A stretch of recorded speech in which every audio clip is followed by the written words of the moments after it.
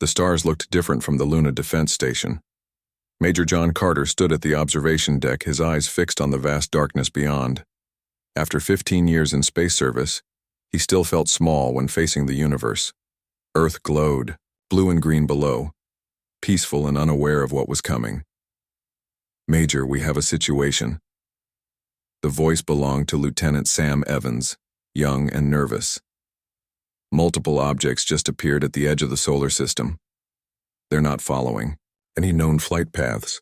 John's heart beat faster, but his face remained calm. "How many?" 27 large vessels, sir, and they're moving fast. Within an hour, every screen on Earth, Mars, and the Europa colony showed the same message. Strange symbols appeared first, then English words formed. "Attention humans of Earth and colonies. The Galactic Traxian Empire claims this system as imperial territory. You have 30 Earth days to prepare for integration. Resistance is unnecessary and will result in cleansing procedures." In Washington, D.C., the Global Defense Council gathered in emergency session. The room buzzed with panic and confusion. General Richard Miller slammed his fist on the table. "We need more information before we can form a response," he said. "These aliens, these Traxians, we know nothing about them or their capabilities." Dr. Olivia Bennett sat quietly at the end of the table. As Earth's leading xenolinguist, she had studied theoretical alien communication for years. Now theory was reality. "The translation is incomplete," she finally said. Everyone turned to look at her. "Their language structure suggests concepts we don't have direct equivalents for. Integration and cleansing might mean something very different to them." The council president nodded. "Dr. Bennett, we need you to improve communications with these aliens immediately." Across the solar system, military forces went on high alert. On the UES Horizon, Earth's most advanced warship, Captain Lisa Howard received new orders. Her ship would carry a diplomatic team to meet the alien fleet. "Captain, are you seeing this?" asked her second-in-command, pointing at the sensor readings. Lisa studied the screen and felt cold fear in her stomach. The alien ships were massive. The smallest was 3 times larger than the Horizon, and their energy signatures were off the charts. "Get me a secure line to Earth Command," she said. The diplomatic team arrived on the Horizon 2 days later. Dr. Bennett brought translation equipment and a team of linguists. Major Carter came as military advisor. The council also sent Alan Phillips, a civilian engineer whose work on shield technology might prove valuable. Lisa greeted them in the docking bay. "Welcome aboard. I wish it were under better circumstances." John Carter nodded grimly. "The circumstances could improve if we convince these aliens we're not worth the trouble." "And if we can't?" Lisa asked. "Then humanity needs to prepare for a fight like nothing in our history." The Horizon approached the edge of the solar system where the Traxian fleet waited. A single alien ship moved forward to meet them. It dwarfed the human vessel. "They're sending a communication," said the communications officer. A face appeared on the main screen. At least they thought it was a face. The alien had silvery skin that reflected light like metal. Its eyes were large black pools with no visible pupils. When it spoke, the mouth didn't match the words they heard through the translator. "I am Ambassador Zex Tora of the Galactic Traxian Empire. You will board our vessel for evaluation." Lisa stepped forward. "I am Captain Lisa Howard of the United Earth Ship Horizon. We come with peaceful intentions to discuss the Empire's claims on our system." The alien made a sound that might have been laughter. "There is nothing to discuss. The Empire has claimed your system. We will determine how to best use your species." In the shuttle to the alien ship, Dr. Bennett worked frantically on her translation device. "There's something wrong with how we're communicating," she told the others. "Their language contains concepts that don't translate well." Alan Phillips looked nervous, his fingers tapping against his leg. "Do they understand that we won't just give up our freedom?" "That's what I'm worried about," Olivia replied. "Their communication suggests a hive mind influence. The concept of individual freedom might be completely foreign to them." The inside of the Traxian ship was enormous, The ceilings stretched at least 30 feet high. The walls pulsed with soft light, and the air smelled like copper and something sweet they couldn't identify. Their escort led them to a large chamber where 3 Traxians waited. The one in the center was taller than the others, with bands of gold metal embedded in its silvery skin. "I am High Commander Verkashta," it said. "You represent the humans?" Lisa stepped forward. "We represent the United Earth government. We wish to understand your intentions and find a peaceful solution." The High Commander's black eyes didn't blink. "Intention is clear. Your species has potential usefulness. Your technology is primitive but interesting. Your world has resources. You will serve the Empire."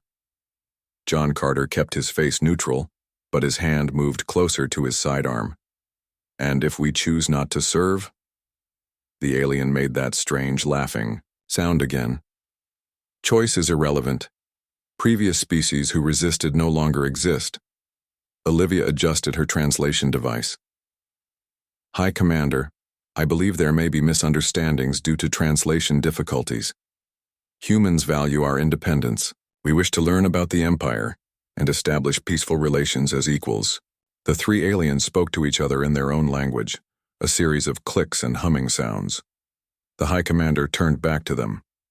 "Equality is not possible. The Empire is superior. You will understand this when we demonstrate our power." Back.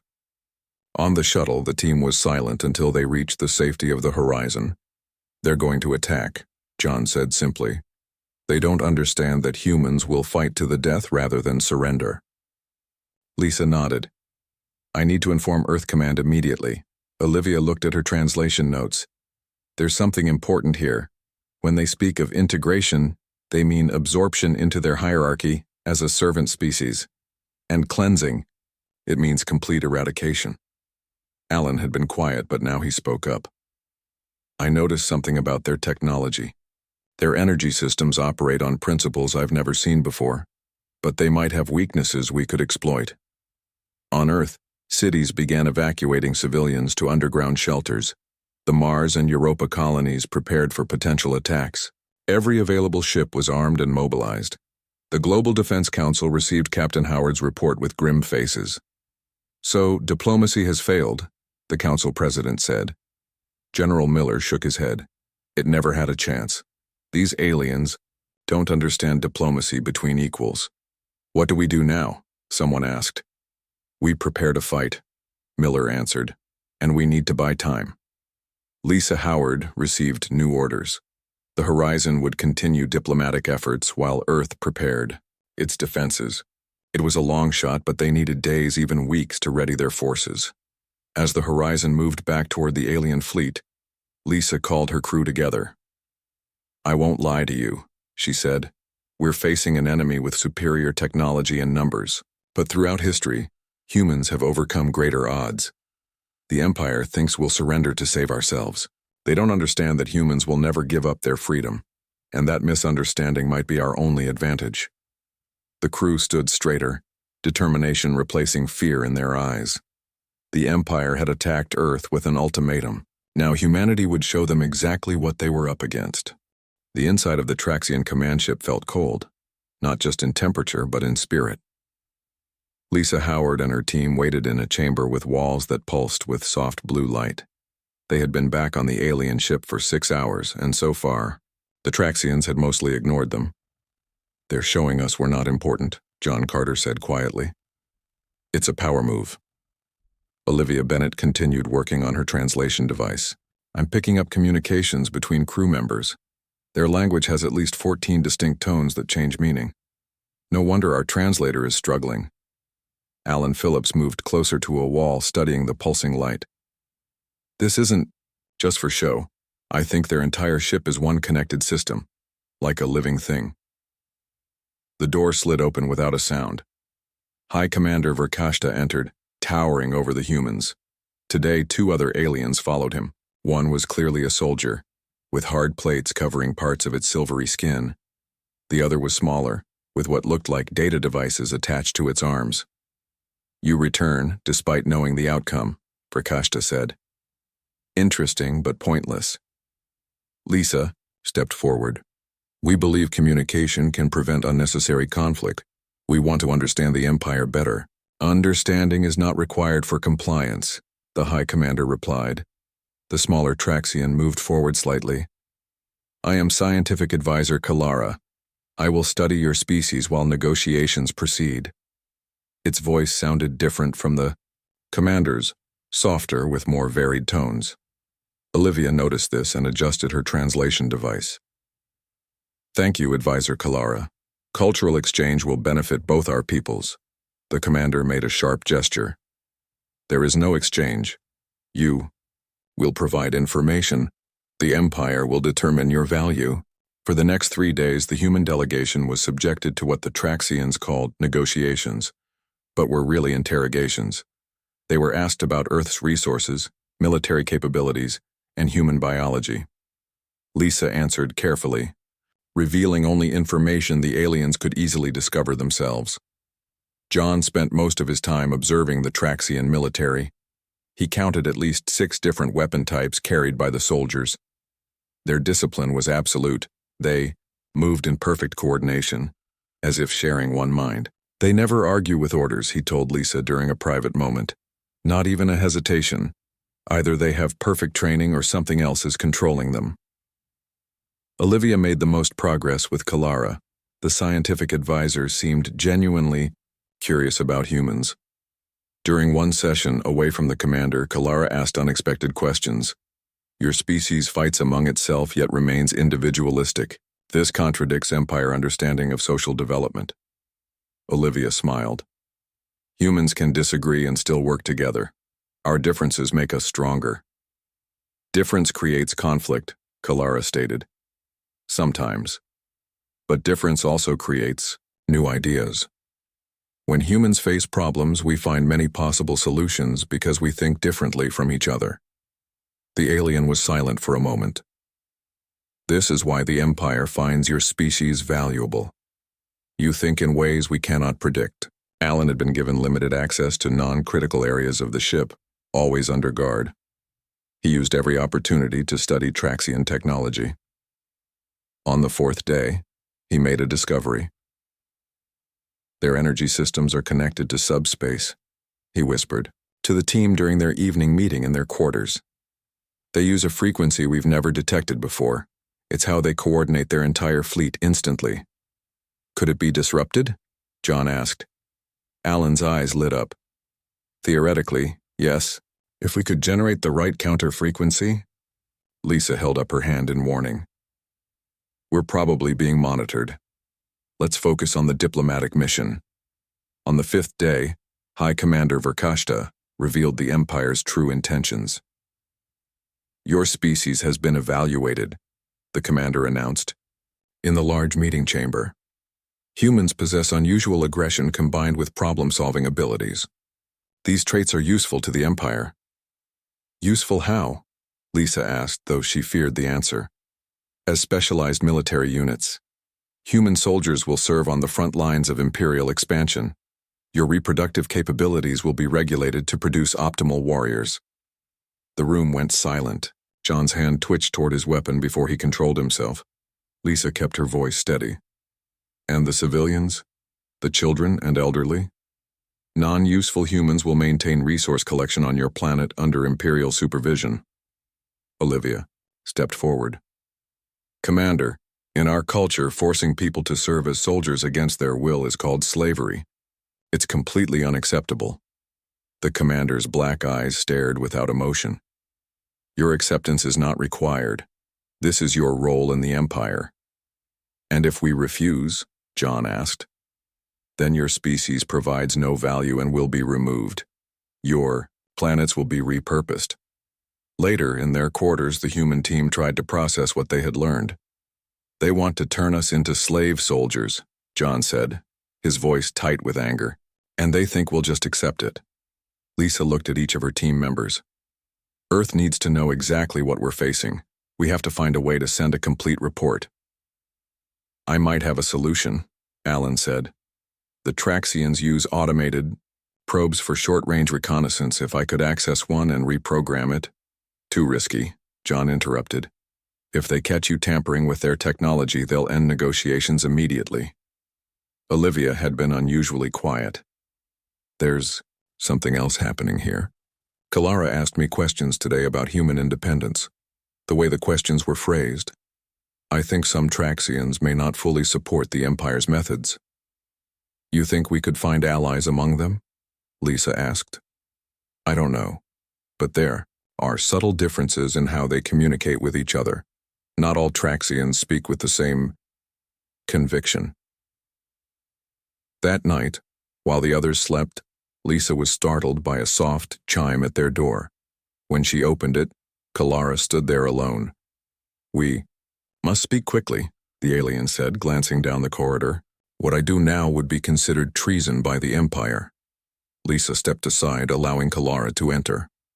I have studied your history, the scientific advisor said. Humans fight fiercely when threatened. The commander does not understand this. We will fight, Lisa confirmed. We won't accept slavery. The Empire has never failed to conquer a species. 17 civilizations have been absorbed or eliminated, but none were like humans. Kalara paused. The Empire has already dispatched a cleansing fleet to your outer colony. They will attack within 2 days. Lisa felt her blood run cold. Which colony? The Ice Moon. Europa. It is a demonstration of power, meant to force your surrender. We need to warn them. Kalara moved toward the door. I cannot help further without risking detection. But know this, not all within the Empire agree with conquest policy. Some of us believe in other possibilities. After Kalara left, Lisa woke her team and told them what she had learned. We need to get a message to Earth now, John said. Europa has minimal defenses. Alan looked up from his datapad. I think I can modify our shuttle's communication system to send an encrypted burst transmission when we leave tomorrow. They won't expect it if we time it right. Olivia nodded. I'll help encode the message. The Traxians won't be able to decipher it quickly. Lisa looked at her team, a soldier, a linguist, and an engineer. 3 humans against an interstellar empire. The odds were impossible, but they had no choice. Europa won't fall without a fight, she said. And neither will Earth. The Empire thinks they know humans, but they have no idea what we're capable of when threatened. Outside their window, the stars looked cold and distant. Somewhere out there, a Traxian fleet was heading toward Europa. The first battle for humanity's future was about to begin. Susan Miller woke to the sound of alarms. As leader of the Europa colony, she had dealt with many emergencies: ice quakes, pressure failures, oxygen system malfunctions. But the pattern blaring through the speakers was one she had never expected. To hear, alien contact, hostile intent. She rushed to the command center, still pulling on her uniform jacket. The center buzzed with activity as her team worked at their stations. Report, she ordered, her voice steady despite her racing heart. Paul Davis, her security chief, looked up from the main screen. We received an encrypted message from Earth, command 10 minutes ago. The diplomatic mission has learned that Europa is targeted for attack. Estimated arrival of hostile forces, 6 hours. 6 hours? Susan felt a chill run through her. How many ships? At least 15 large vessels. The Europa colony had been established 12 years ago. 3,000 people lived in the habitats, built into the Ice Moon's surface. They had 4 defense ships, mostly for protecting against asteroids. Against an alien fleet, they might as well have had water guns. Susan took a deep breath. Implement Emergency Protocol Alpha, full evacuation, to the deep shelters, all non-essential systems shut down, and send a message to Earth. We need reinforcements immediately. As the evacuation began, the colony's communication officer received another message. The UES Sentinel is en route to evacuate priority. Personnel and research data, ETA 4 hours. At least they would save some of their people and work. Susan didn't let herself think beyond that. On Earth, the Global Defense Council was in permanent session. General Frank Rodriguez stood before the holographic display showing the solar system. The Sentinel will reach Europa before the alien fleet, but only barely, he explained. We're sending every available ship, but most won't arrive until after the attack begins. What about the horizon, someone asked. Captain Howard and her team are effectively hostages on the Traxian command ship. We've received their intelligence report, but we can't risk their safety by making obvious military moves. President Laura White looked older than she had a week ago. What are our options, General? We fight smart, not head-on. The Sentinel will focus on evacuation, while smaller vessels engage in harassment tactics. Delay the aliens, confuse them, buy time for as many colonists to reach the deep shelters as possible. And then? The General's face hardened. Then we make the aliens pay for every inch of Europa they take. Back on Europa, Susan supervised the evacuation. The colony's oldest and youngest residents went first, moving through the tunnels to the deep shelters built 2 miles beneath the surface. Scientists packed critical research data. Everyone was allowed 1 small bag of personal items. The colony had drilled for emergencies, but Susan saw fear in every face. They had all seen the images of the massive alien ships. Still, people moved, with purpose, helping each other. No panic, no chaos. In the midst of evacuation, Susan felt a moment of pride. Humans might be facing extinction, but they would face it with dignity. On the Traxian command ship, Lisa Howard and her team watched helplessly as preparations for the attack on Europa progressed. They were no longer permitted to use their shuttle or communicate with Earth. The pretense of negotiations had ended. High Commander Verkashta had ordered them to witness the attack from the command center. You will observe the consequences of resistance, he had said. Alan Phillips had managed to smuggle a small device into the command center. It looked like part of his environmental suit, but it was actually recording everything. Traxian ship movements, command structures, weapons capabilities. John Carter stood at rigid attention, his military training helping him hide his emotions as he watched the Traxian attack fleet depart. But Lisa could see the muscle twitching in his jaw. This isn't just a demonstration of power, Olivia whispered. They're testing our defenses, learning how we fight. A junior Traxian officer approached them. The High Commander requires your presence. The observation of Europa cleansing will begin shortly. The UES Sentinel broke all speed records reaching Europa. Captain Nancy Wu pushed the engines beyond safety limits. Her orders were clear. Extract key personnel and defend the evacuation at all costs. As they approached Europa, the ship's sensors detected the incoming Traxian fleet. They're bigger than we expected, her first officer said quietly. Nancy nodded. And we're smaller than they expected. Sometimes that's an advantage. She opened the ship-wide comm. All hands to battle stations, prepare for emergency docking procedures at Europa Station Alpha. The Sentinel's arrival brought a brief moment of hope to the Europa colonists. The ship's larger shuttles began loading, evacuees immediately, focusing on scientists, medical personnel, and engineers, people whose knowledge would be crucial in the coming war. We have room for 400. Nancy told Susan when they met briefly in the docking bay. Plus data storage. I'm sorry we can't take more. Susan squeezed her arm. Get these people to safety, the rest of us will hide in the deep shelters. The ice should provide some protection. The Sentinel had been docked for 40 minutes when the first Traxian ships entered Europa's orbit. Nancy was forced to make the hardest decision of her career. We can't wait any longer, she told her officers. If we don't leave now, none of us will make it out. 263 evacuees had boarded. Less than they'd hoped, but better than none. As the Sentinel detached from the station, Nancy activated a special protocol. Deploy countermeasures Alpha through Delta, she ordered. Let's give the colony as much cover as we can. Dozens of small drones launched from the Sentinel, each programmed to create sensor ghosts and disrupt targeting systems. At the same time, drilling platforms around Europa's South Pole activated, sending powerful jets of water vapor into space, creating a temporary, localized atmospheric disturbance. Plot a course through the ice geysers, Nancy ordered. Maximum speed. Her navigation officer looked shocked. Captain, at our velocity, the ice particles could severely damage the hull. The Traxians don't know that, Nancy replied. They don't know what our ships can withstand. Let's use that. The Sentinel dove into the cloud of ice particles, shields straining. Behind them, 3 Traxian ships followed, directly into the trap. Their larger size made them more vulnerable to the swirling ice fragments, confusing their sensors just long enough for the Sentinel to slip away. On the Traxian command ship, Lisa and her team watched the attack unfold on a large display. The High Commander stood nearby, expecting to witness their despair.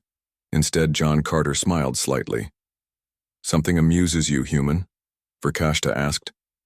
"You sent 15 warships against a research colony," John replied, "and they still managed to evacuate key personnel and data. That small ship just outmaneuvered 3 of your cruisers."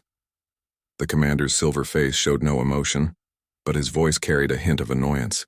"The escape of one ship is irrelevant. The colony will be cleansed." On the screen, Traxian weapons fired on Europa's surface installations. Habitat domes collapsed. The main power plant exploded in a flash of blue light. Within minutes, the visible colony was destroyed. "Now do you understand the futility of resistance?" Verkashta asked. Lisa stepped forward, her eyes never leaving the screen. "What I understand is that you've just made a terrible mistake." "Explain." "You thought this would break our spirit. Instead, you've united every human in the solar system against you." She turned to face the alien. "As we speak, a message is spreading across all human communications. 2 words that will become your nightmare. Remember Europa." For the first time, uncertainty flickered across the High Commander's face. 2 weeks after the attack on Europa, High Commander Verkashta called his war council together. The silver-skinned aliens gathered around a large table that displayed a holographic map of the solar system. "The human resistance continues despite our demonstration of power," Verkashta said. "This defies all conquest simulations." A military officer gestured at the map. "We have destroyed their outer colony and disabled 16 of their defensive satellites. Their forces should be breaking." Scientific advisor Kalara studied data on a small screen. "The humans are not following expected behavior patterns. They sacrifice infrastructure to inflict maximum damage on our forces. They appear to value causing harm to us more than protecting themselves." "Explain," demanded the commander. "When we attacked their Mars defense station, they overloaded their own power core rather than allow us to capture it. The explosion destroyed 2 of our ships. This was not accidental." Another officer spoke up. "Their small vessels use unpredictable attack patterns. They target our ship's sensor arrays and communication systems rather than weapons. It is unusual." Verkashta's black eyes narrowed. "The humans will break. Prepare the main fleet for Earth assault. We will end this resistance within 5 days." In the quarters where the human delegation was kept, Olivia Bennett worked quietly. For days she had been granted limited access to the Traxian ship's historical archives, supposedly to help her understand the glory of the Empire. The Traxians never imagined she would find anything useful there. They were wrong. "I found something," she whispered to the others when she returned that evening. "The Empire has a secret they don't want anyone to know." Lisa looked up from the small table where she and John were planning. "What is it?" "The humans aren't the first species to resist. The Empire has erased 17 other civilizations that refused to submit. They've wiped all record of their existence except in classified military archives." John's eyes widened. "They're hiding their genocide."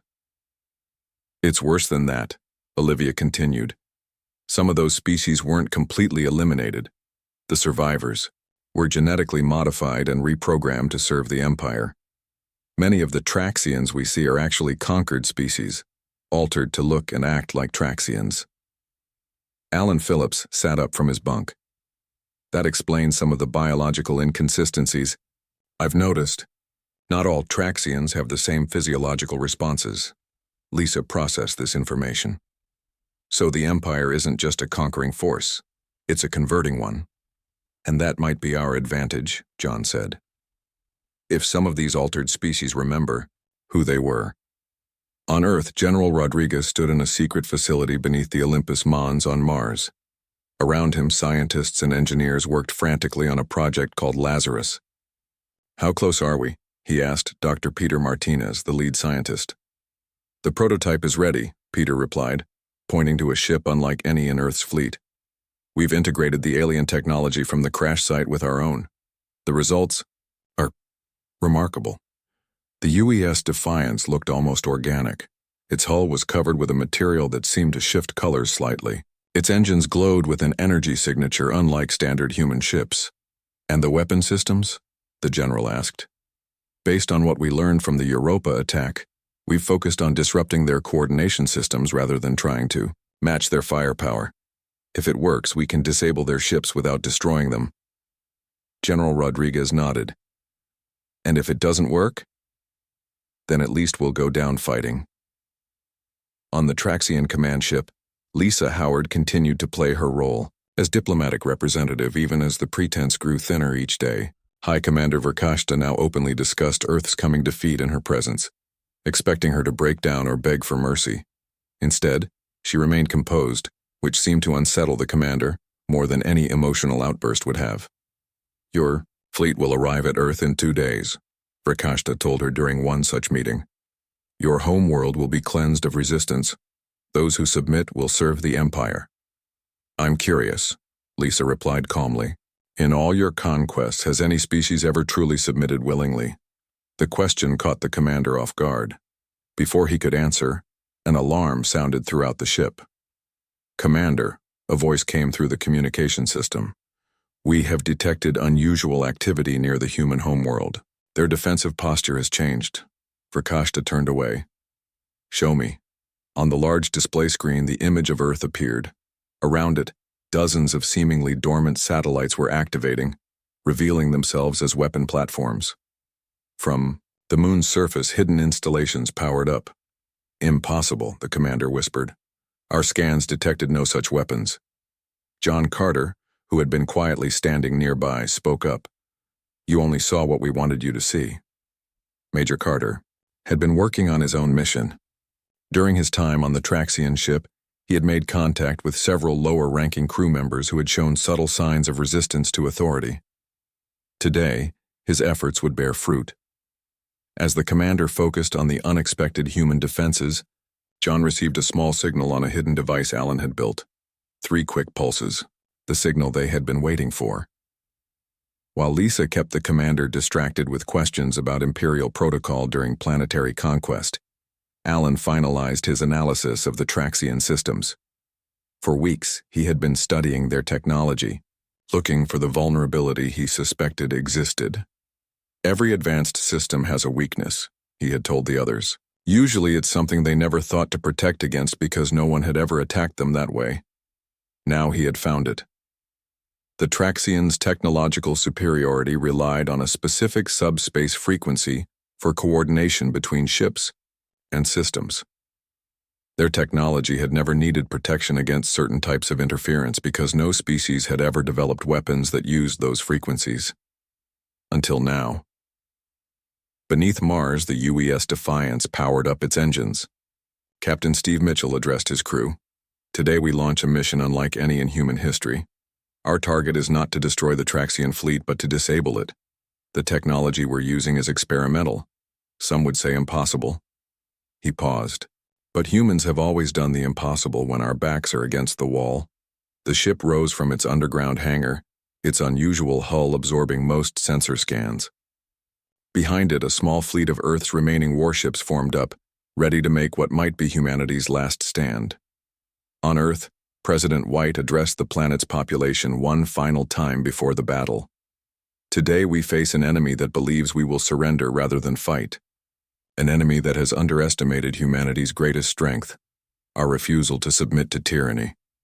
Whether we win or lose, let today's actions show the galaxy that humans die on their feet, not on their knees. In deep space, the Traxian main fleet approached Earth, confident in their inevitable victory. Their sensors detected the human defenses but showed no concern. Their weapons were superior, their numbers overwhelming. What they didn't detect was the signal spreading through their fleet, a subtle, precisely calibrated disruption that began to affect ship after ship. The final battle for humanity was about to begin. The Traxian main fleet arrived in Earth orbit with over 50 massive warships. From the command ship, High Commander Verkashta watched the blue planet with cold satisfaction. Soon this world would join the many others that had fallen to the Empire. Bring the human delegation to the command deck, he ordered. They will witness their world's submission. Guards escorted Lisa, John, Olivia, and Alan to the large circular chamber where dozens of Traxians operated control stations. Huge display showed Earth seemingly defenseless. Your final resistance has been noted, Verkashta told Lisa. Now observe the consequence of defying the Empire. The commander turned to his weapons officer. Begin the bombardment sequence. Target their major population centers first. Around Earth, the Imperial ships moved into attack formation. Weapon systems powered up, creating a web of energy signatures that human sensors registered with alarm. On the bridge of the UES Defiance, Captain Steve Mitchell watched the enemy fleet's movements. His ship remained hidden behind Earth's moon, waiting for the precise moment to strike. All systems ready, Captain, his first officer reported. The disruption signal is prepared for transmission. Steve nodded.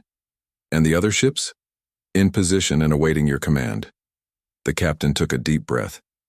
Begin Operation Lazarus. The UES Defiance emerged from behind the moon, its unusual hull absorbing most enemy scans. It accelerated toward the Imperial fleet at a speed no human ship had achieved before. From Earth and Mars, smaller vessels launched simultaneously, creating a multi-vector approach that confused Traxian targeting systems. On the Imperial command ship, an officer called out, Commander, we detect multiple approaching vessels. One shows unusual energy signatures. Destroy them, Verkashta ordered dismissively. They cannot penetrate our shields. But as the Defiance came within range, it didn't fire conventional weapons. Instead, it broadcast a precisely calibrated signal across the specific subspace frequency that Alan Phillips had identified. The effect was immediate. Throughout the Imperial fleet, ship systems began failing. Navigation controls froze. Weapon targeting went offline. Communication between vessels became garbled. What is happening? Verkashta demanded as his own command screens flickered. Alan Phillips smiled slightly. You never protected your systems against this type of interference because no one had ever attacked you this way before. Your technological superiority is also your greatest vulnerability. On the lower decks of the Imperial ships, something unexpected was happening. Many crew members, those from conquered species who had been forcibly converted to serve the Empire, found their neural conditioning disrupted by the human signal. Memories long suppressed began to surface. John Carter had prepared for this moment. During his time on the ship, he had identified potential allies and established a basic communication network. Now he activated a small device hidden in his uniform. Now, he whispered. Throughout the Imperial fleet, coordinated rebellions erupted. Crew members turned against their commanders. Security systems were disabled. Hangar bays were opened to allow human ships to dock. The UES Defiance led the assault on the Imperial command ship. Instead of trying to destroy it, they targeted specific systems, engines, weapons, and external communications. Human forces boarded through multiple entry points, joined by rebelling crew members from within. Verkashta watched in stunned disbelief as his carefully planned assault fell apart. This is impossible, he said. No species has ever resisted the Empire this way. You never encountered humans before, Lisa replied calmly. The command deck doors burst open. Human soldiers and rebelling crew members stormed in, led by a team from the Defiance. Imperial guards raised their weapons but found them non-functional, another effect of the disruption signal. Surrender your command, Lisa told Verkashta. Your fleet is disabled and your crews are in revolt. The High Commander's silver face showed emotion for the first time, a mixture of rage and disbelief. I will never surrender to primitives, he snarled, reaching for an emergency weapon. Before he could fire, one of his own officers, a being who had once belonged to a species called the Neridians before being conquered and converted, struck him down. Across the Imperial fleet, the pattern repeated. Ships were captured rather than destroyed. Commanders were arrested by their own crews. The mighty invasion force that had come to conquer Earth was neutralized in less than 2 hours. On the command deck, Lisa Howard took control of the ship's communication systems. She broadcast across all frequencies, addressing not just the Empire's leadership but all its subjects. "This is Captain Lisa Howard of Earth. To all ships and worlds of the Traxian Empire, we send this message. The conquest of Earth has failed. Your fleet is disabled. Your commanders have been removed." She paused, looking at Olivia, who nodded encouragement. "But humanity offers the Empire one final chance for peace. Not just for Earth, but for all species under Imperial rule. We do not seek revenge or destruction. We offer a new beginning, one based on cooperation, not conquest." As her words spread across the fleet, the command deck doors opened again. A group of Traxians entered, surrounding a figure smaller than the others, but wearing elaborate decorations that marked Imperial status. "The Emperor," whispered one of the rebelling officers in awe. The true ruler of the Traxian Empire had never before been seen by outsiders. For centuries, this being had directed the conquest of hundreds of worlds from the isolation of the Imperial chambers. "You have defeated my fleet," the Emperor said in a voice that sounded surprisingly gentle. "No species has ever done this." John Carter stepped forward. "It wasn't just humans that defeated you. It was also the people you tried to erase. All the species you conquered and converted. They remembered who they were." The Emperor was silent for a long moment. "What does Earth want in victory?" Lisa answered. "We want what we always wanted, peace as equals. The Empire can retreat and begin diplomatic relations with Earth and all other worlds. Or you can continue this war and face something you've never encountered before, an enemy who understands your weaknesses and has united others against you." The Emperor looked around at the command deck, seeing not just humans, but members of many species who had begun to remember their original identities. 1,000 years of Imperial expansion, ended by primitives who refused to surrender, the Emperor said quietly. "Perhaps the Empire has something to learn from humans after all." In the days that followed, an unprecedented peace conference began. Aboard the former Imperial command ship, Dr. Olivia Bennett led the creation of a new translation system, ensuring perfect understanding between species.